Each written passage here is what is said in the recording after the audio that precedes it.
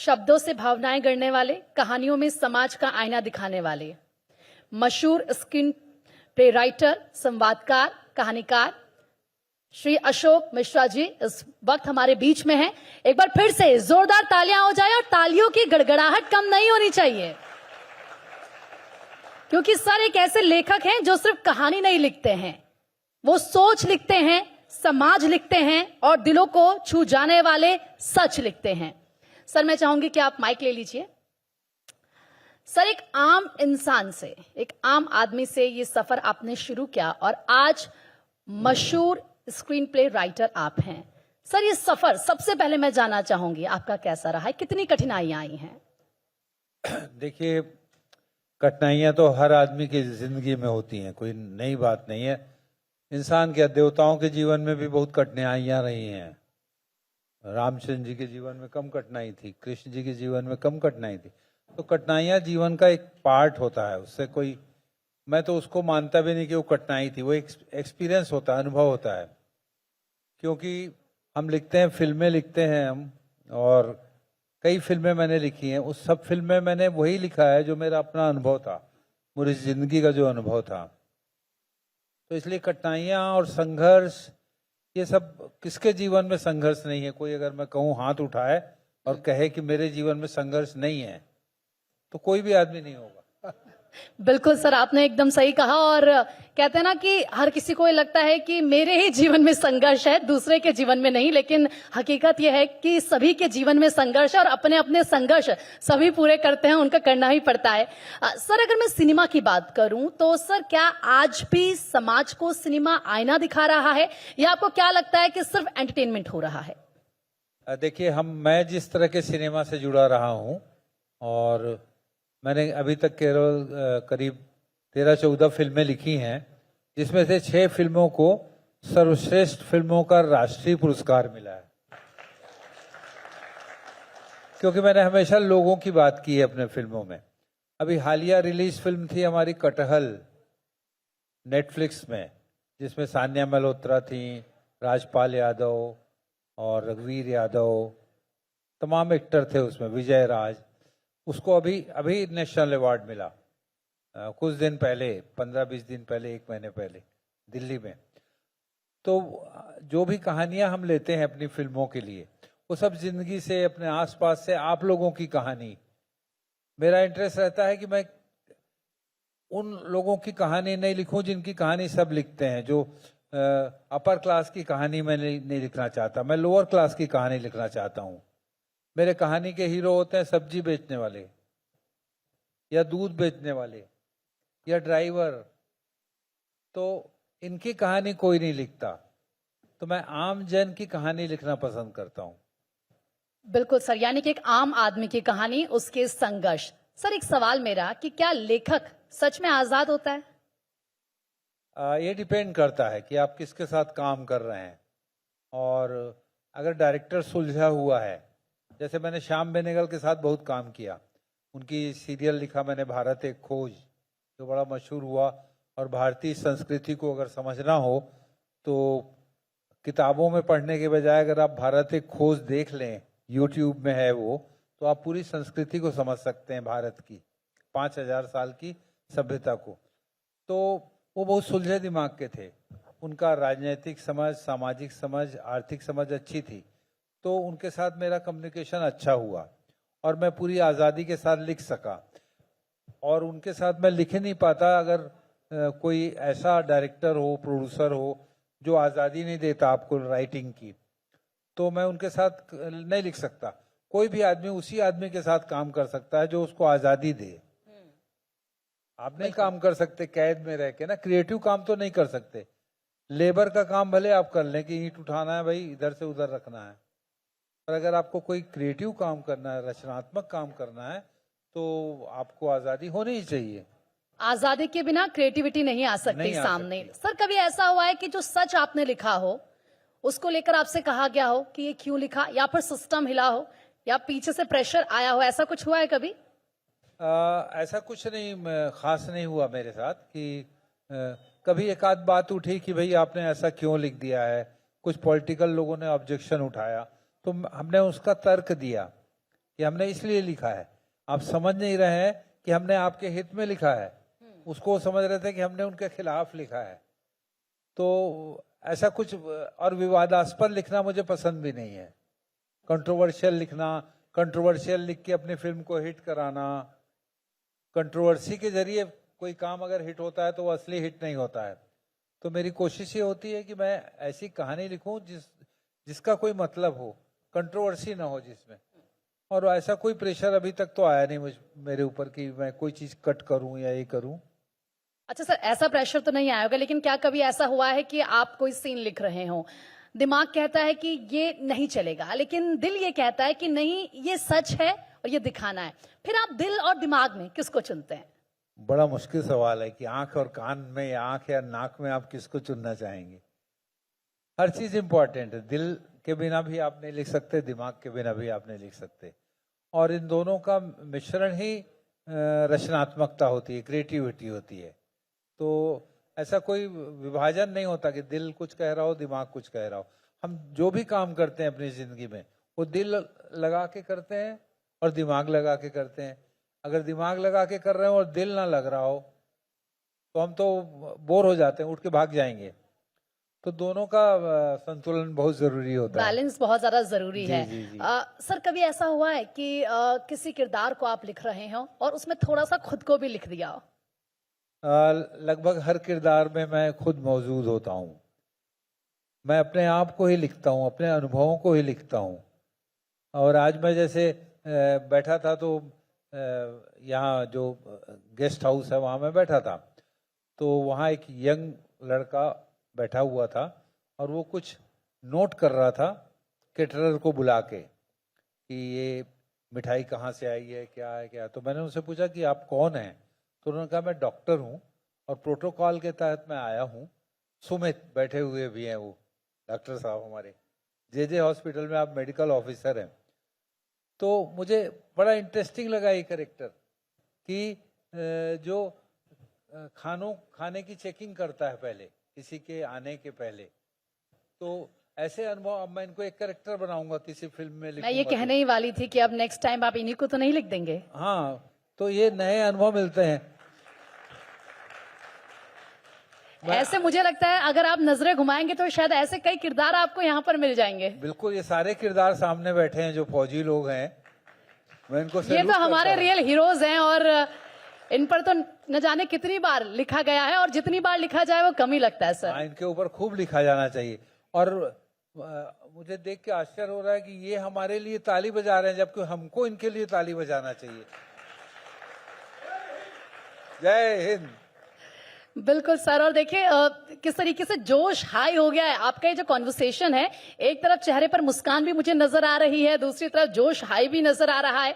लेकिन सर, अगर मैं शब्दों की बात करूं, क्योंकि ये शब्द आपकी पावर हैं लेकिन ये आपके हथियार भी हैं, तो क्या कभी ऐसा हुआ है कि आपने किसी को जख्म भी दिए हो इनसे और किसी के जख्म भी भरे हो? जी, क्या क्या फिर से आप बोली?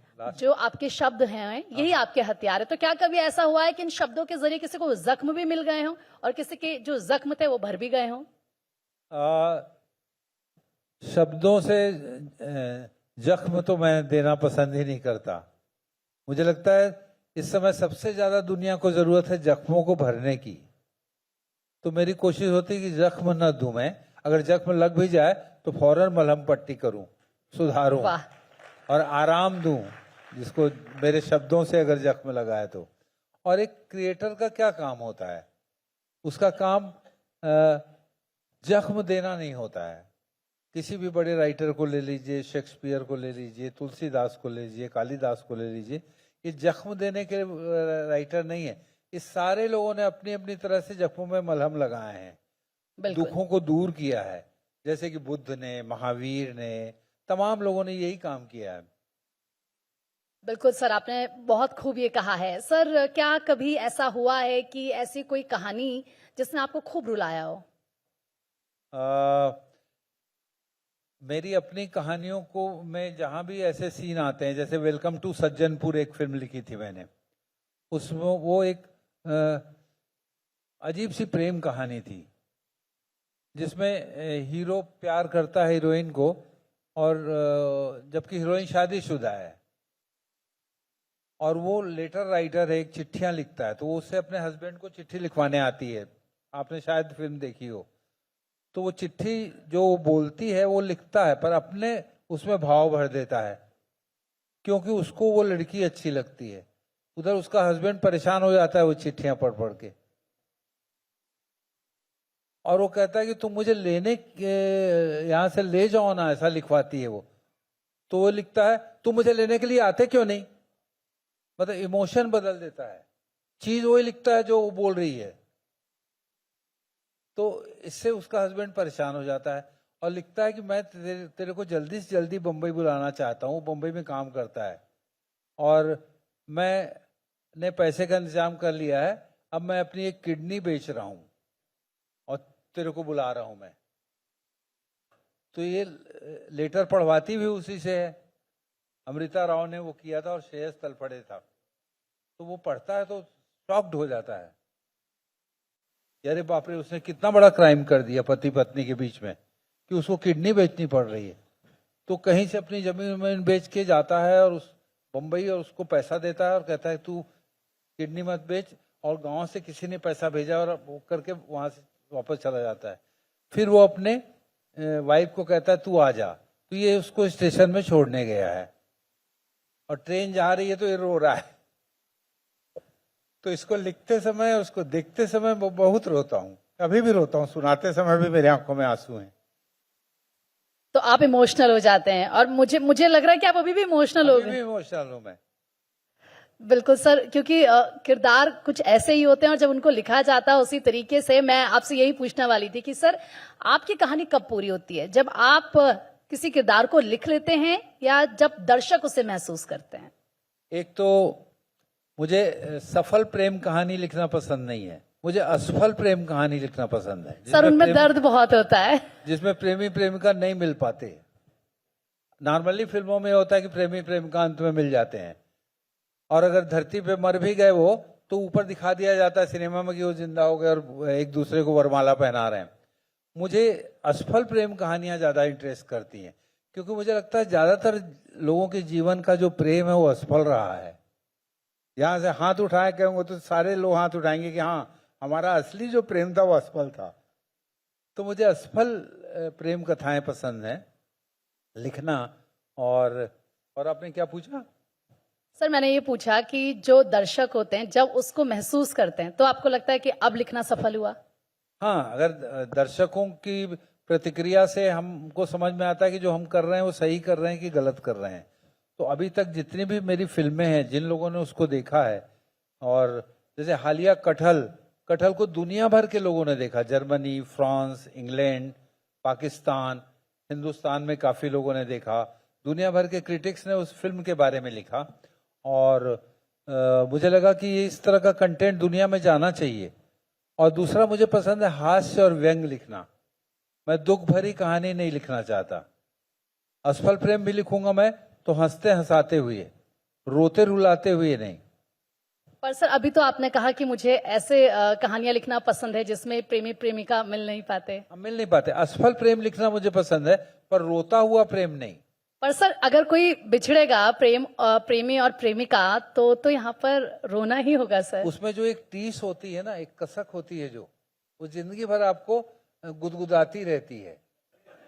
ये देखिए कैसे हंस रहे हैं सारे। मुझे लग रहा है कि यहाँ पर जितने भी सर बैठे हुए हैं, सारे असफल उनकी प्रेमी कैसे शादी हंस नहीं रहे हो हैं। पाई है अपनी प्रेमिकाओं से। प्रेम सफल हो गया तो खत्म हो जाता है।